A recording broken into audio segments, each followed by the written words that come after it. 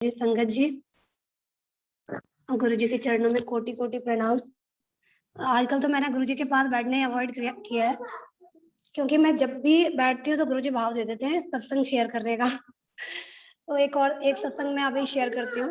तो आंटी ये तो अच्छी बात हुई ना। आप देखो कितने लकी हो कि गुरुजी आप खुद बोल रहे हैं कि सत्संग शेयर करो। बताओ इससे बड़ी कोई बात हो सकती है। और आप कह रहे हो कि मैंने बैठना ही छोड़ दिया है। बताओ मुझे रोज गुरुजी बोले ना ऐसे, मैं तो बस दिन रात वहीं चौकड़ी चबा के बैठ जाऊं। जय गुरुजी। जी आंटी, तो सत्संग तो बहुत सारे हैं, लेकिन आज एक सत्संग शेयर करती हूँ। काफी पहले का है। तो गुरुजी भाव, मैं गुरुजी से कहती थी गुरुजी सेवा दीजिए, सेवा दीजिए, और मैं तो आपसे इतनी दूर बैठी हूँ, मैं कैसे कोई सेवा करूँ। तो गुरुजी ने मेरे से सेवा ले ली, और मुझे बाद में पता चला इस चीज का।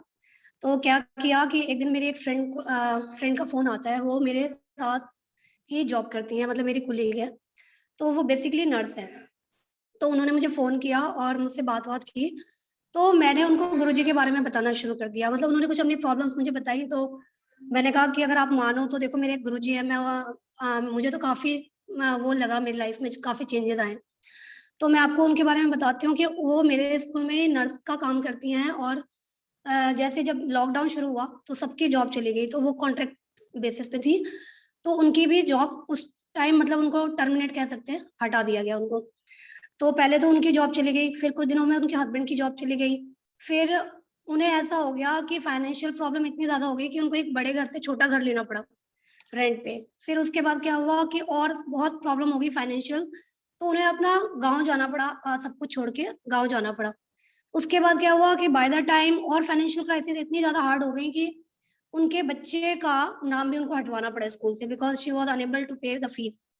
फिर उसके बाद क्या होता है कि बहुत प्रॉब्लम हो जाती है। तो फिर लॉकडाउन जब खुलता है तो वो वापस आते हैं दिल्ली, सोचते हैं कि कुछ हमारा कुछ काम चल जाए। तो उन्होंने एक छोटी सी शॉप डाली होती है, उसकी, जिसपे क्या कहते हैं उसको, जैसे जो भी औरतों के सजने का जो भी सामान होता है उसको क्या कहते हैं, वो अभी ध्यान नहीं आ रहा। तो कॉस्मेटिक शॉप, हाँ कॉस्मेटिक शॉप एक डाली होती है छोटी सी। तो वो नहीं चल रही होती, तो वो बहुत परेशान होती हैं शायद में भी।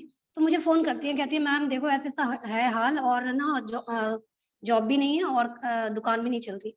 तो मैं उनको गुरुजी के बारे में ऐसे ही बताने लगती हूँ कि देखो, अगर आप मेरी बात मानो तो मेरे गुरुजी हैं और वो सारी समस्या का हल करते हैं। बट आप एक काम करो, अगर आपको गुरुजी का स्वरूप कहीं से मिलता है तो आप लाके आप अपनी शॉप में रखो, गुरुजी से अरदास करो कि गुरुजी आप मेरी शॉप चलवा दीजिए, है ना। तो वो क्या करती हैं कि मेरी बातों से, मेरे काफी सत्संग भी मैं उनको सुनाती हूँ शेयर, और कुछ सत्संग मैं उनको शेयर भी करती हूँ यूट्यूब से, जो मुझे लगते हैं कि बहुत ऐसे प्रभावित करने वाले सत्संग है। वैसे तो सारे सत्संग बहुत अच्छे होते हैं। तो मैं ना उनको यूट्यूब से सत्संग भी शेयर करती हूँ, कुछ अपने सत्संग भी उनको सुनाती हूँ, और मैं गुरुजी का स्वरूप भी उनको व्हाट्सएप करती हूँ। फिर क्या होता है कि वो मानने लगती हैं, क्योंकि कहते हैं ना, जब वक्त बुरा होता है तो इंसान हर दरवाजा खटखटाता है। तो वो मानने लगती हैं, मन में बहुत मानने लगती है। वो सत्संग सुन के बहुत प्रभावित होती हैं। फिर वो सोचती है मैं क्या करूं। फिर वो उनको ध्यान आता है कि ये गुरुजी ना, मेरे नेबर में भी एक आंटी है, वो भी इनको मानते हैं। तो वो जाती है उन आंटी के पास और कहती है कि आंटी मैं ना गुरुजी को तो बहुत मानने लगी हूँ, बट मेरे पास कोई स्वरूप नहीं है। तो वो आंटी कहती है तो क्या हो गया, कोई बात नहीं, स्वरूप की कौन सी बड़ी बात है, आप मेरे से ले जाओ स्वरूप। तो वो आंटी ना उनको एक पॉकेट स्वरूप देती हैं गुरुजी का, और एक चरण स्वरूप देती हैं। वो लेकर आती हैं आंटी अपने घर, मतलब वो मैम अपने घर लेकर आती हैं। और वो जैसे ही वो स्वरूप घर में लेकर आती हैं, अभी वो सोचती हैं कि मैं कल ले जाकर इसको अपनी शॉप में रखूंगी। इतने में क्या होता है, अगले दिन उनके पास एक कॉल आता है। और कॉल आता है, उनको कहते हैं, कॉल आता है जिसमें वो कहते हैं कि आप क्या नर्स का काम करते हो। तो उन्होंने कहा हाँ जी। तो कहते हैं हमारे घर में ना एक कोविड पेशेंट है, क्या आप उनकी केयर करोगे। तो उन्होंने कहा हाँ जी बिल्कुल मैं करूंगी। तो वो कहते हैं ठीक है, आपको ना 2000 रुपीज फॉर अ डे आपको हम देंगे। तो वो तैयार हो जाती हैं। तो संगत जी वो 17 डेज वहां पे जो काम करती है, उनकी केयर करती हैं। और मैंने ना उनको जल प्रसाद की महिमा का भी बताया था। तो वो क्या करती थी, वो गुरुजी से कहती थी कि गुरुजी आपने मुझे ऐसे समय में, पेंडेमिक में आपने मुझे एक सेवा बख्शी है, तो मैं उसे दिल लगा के करूंगी, लेकिन आपको मेरी केयर करनी है, क्योंकि मैं घर से बाहर जा रही हूँ, हो सकता है मुझे ना हो जाए। तो आप मेरा ध्यान रखना, मैं उसका ध्यान रखूंगी। और जैसे मैंने जल प्रसाद के बारे में उनको बताया था, तो उन्होंने उसी चीज को फॉलो किया। वो जल प्रसाद अपनी बॉटल में भर के ले जाती थी और डेली उसको पीती थी। तो संगत जी 17 दिन के बाद वो पेशेंट जो होता है ठीक हो जाता है, और उनको 34,000 रुपये मिलने होते हैं। तो वो तो मिलते ही हैं, साथ में वो लोग खुश होकर उनको 5-6 हजार रुपये और ऊपर से देते हैं।